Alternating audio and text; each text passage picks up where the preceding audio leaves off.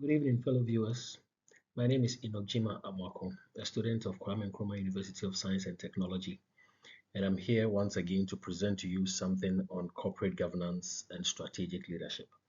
What we will be talking about this evening has to do with governing the global enterprise, the corporate governance and accountability.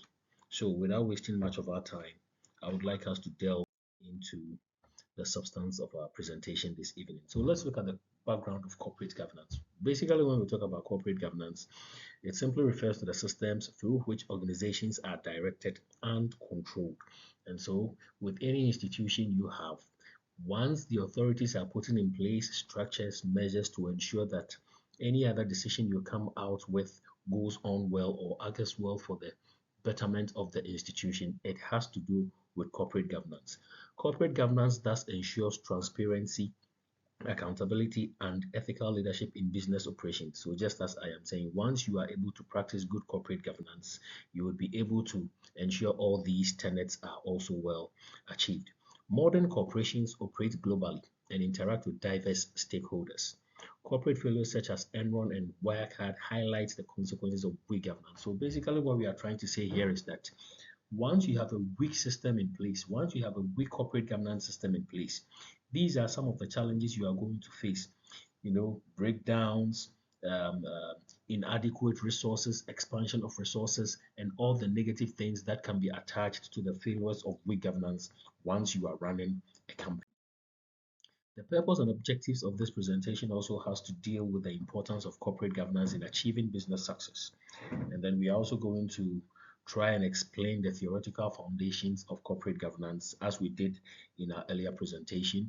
And also, we are going to compare governance systems across different regions as we are saying here. Also, analyze the role of boards, shareholders, and accountability mechanisms. Now, let's look at the theoretical foundations. Like we are saying, corporate governance is supported by key theoretical perspectives. The agency theory happens to be one of them, and then we are going to look at it in this presentation. So we are saying that the agency theory explains the conflict between managers and shareholders. That is one of the theoretical foundations of corporate governance, agency theory. And what we are saying here is that when you try to deal with that, when you are tackling that, it has to do with, or it deals with issues between the managers and shareholders of the institution. Then again, stakeholder theory also emphasizes the responsibility to a wide range of stakeholders. So you see, it follows in line or it goes in line as to what exactly you are to expect when you have a corporate governance system in place. The stewardship theory also views managers as acting in the best interest of organizations. Here, we are saying that people who are managing the firms or the institutions, they are not the actual owners of the institution or the companies, but then they are acting in the stead of the actual owners. That is why we call them stewards. So they are acting for and on behalf of these owners of the organization. So if we are to do a quick recap of these theoretical foundations, we have the agency theory, the stakeholder theory, the stewardship theory as well. Now let's look at the comparative governance systems across the world. Corporate governance system differs across regions due to legal and institutional factors. And this is a very simple issue at hand. Definitely, how people or how other agencies, so for instance, if we are to use an example in Ghana here, let's take MTN, the telecommunication network, for instance.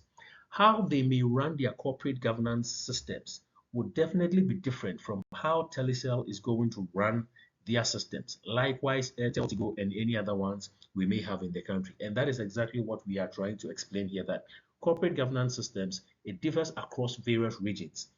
And so, even in Ghana here, let us even take the government to be the bigger picture. Ghana is practicing a central government, a central form of government system. You go to US, they are practicing the federal system of government. You go to Nigeria, they're also practicing the federal government system. You go to UK and other places, they all have different forms of governments or different forms of uh, systems when it comes to governance that they are running. The Anglo-American model focuses on shareholder value and dispersed ownership. The European model emphasizes stakeholder participation and two-tier boards. So all these are self-explanatory comparative governance systems that we are going to also look at in this presentation. Asian systems rely on strong relationships and corporate networks. So you can clearly see that with all these systems we are talking about, the Anglo-American, the European model, and the Asian systems, they all differ in one or two ways from the other. Although yes, they are running corporate governance systems, they have various systems in place with which they are going by, but then they have different modus operandi that they are going with. Anglo-American model focuses basically on the shareholder value and dispersed ownership. The European model, like we said earlier, it also emphasizes the stakeholder participation and the two-tier boards. Likewise, the Asian systems also rely on strong relationships and corporate networks. So clearly, you can see that yes, people are trying to practice good corporate governance systems, but then the modus operandi in there actually makes it different from each other. Now, let's look at the role of the board of directors. And I believe we all do understand or know who directors are.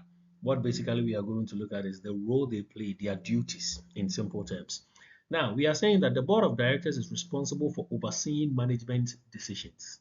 This is self-explanatory, and I believe we all do understand. Once we say somebody has an oversight responsibility, it means whatever the management does, whatever decisions management takes, these directors are in charge, or they ensure that these decisions come to light or they come to bear to achieve the greater benefit or the greater good. They also provide strategic direction and ensure effective risk management. The board protects the interest of shareholders and stakeholders. Whatever interest the stakeholders or the shareholders have, the directors or the board of directors are there to ensure that these interests are being protected. These interests are not going to waste, and that these interests are going to inure to the benefit of the actual owners or the shareholders and stakeholders of the company. It also ensures compliance with ethical and regulatory standards. They are not just there to have an oversight responsibility over management decisions and the other roles we have spoken about, but then again, they are to ensure that ethical and regulatory standards are also adhered to. Let's look at shareholder rights and activism. Now, shareholders influence governance through voting and participation in decisions. Yes, they are shareholders, all right. They have they have shares in these companies. They have a particular interest, a vested interest in these companies.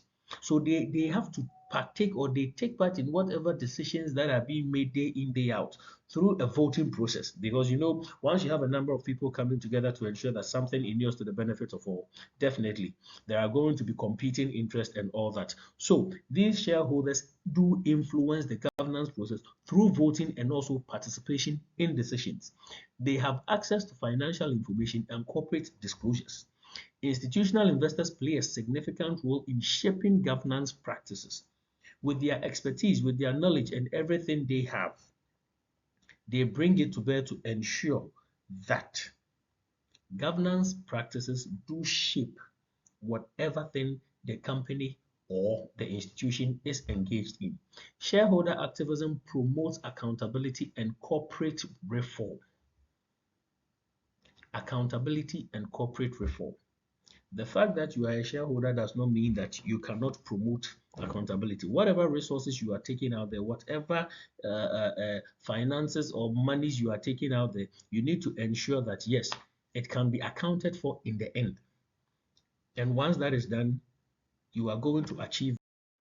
So, just as we were talking about, now let's look at some accountability mechanisms. And then what we are saying here is that accountability is ensured through both internal and external mechanisms. And by so doing, you can have internal controls such as audits and compliance systems. And they are basically there to ensure that the right things are done within the institution. Whistleblower system encourage reporting of unethical practices. What are the job of these whistleblowers? What they do basically is that they go out there and report to the appropriate authorities things they feel that are not done right within the institutions. And once those things are reported, authorities do come in for the right things to be done. External mechanisms include regulators, auditors, and also media oversight. Once things get to the media, like we all know, you get to hear this institution is engaging in that, the presidency is doing this. Once you get to hear that, some of these decision makers will take a step back to analyze whatever it is they are doing to ensure that, okay, let's not shortchange the people.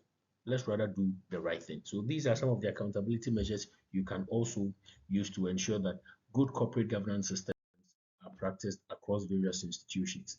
Now let's look at corporate governance failures. Corporate governance demonstrates the risk of weak oversight systems. So once you have a good corporate governance system in place, it is going to bring out the risk that are involved in some of these things companies may be doing. And we have various examples here that you can also take a cue from or also read on. Now, contemporary corporate governance challenges. Corporate governance faces new challenges in the globalized economy. And what are some of these challenges? We have what we call the ESG considerations, which require companies to address sustainability and social responsibility. ESG basically means environmental, social, and governance.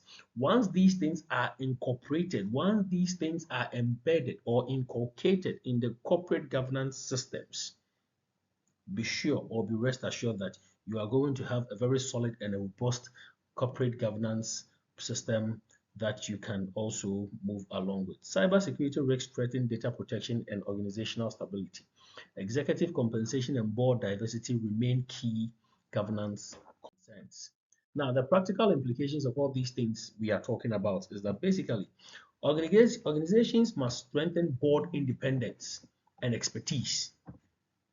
Some of the things you need to do to ensure that corporate governance is well practiced.